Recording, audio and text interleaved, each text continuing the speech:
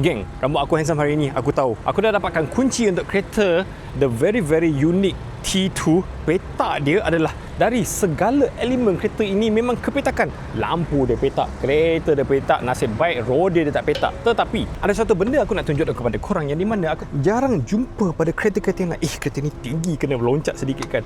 Now this one, sun visor very standard, boleh buka, ada lampu, ada card holder, nice. Tetapi sun visor ini boleh extend.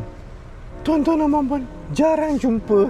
Biasa kereta yang mahal seperti Volvo saja jumpa sun visor boleh extendable, very useful. Ada matahari di belah sini, tolak je boleh block. Nice. Next thing adalah dia punya cup holder.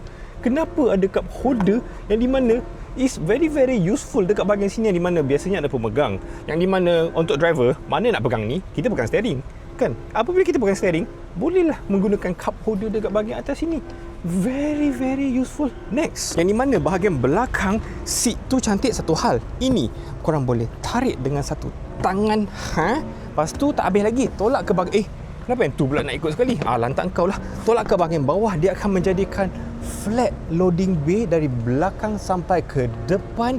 Maximize your space, yang di mana kereta-kereta biasa kau nak tolak pun dia akan ada sedikit macam ini kan, sebab dia ada ruangan makan dekat kerusi bahagian bawah ni. Tak, kerusi ni dah tolak ke bahagian depan, dia dah terpelanting ke bahagian depan.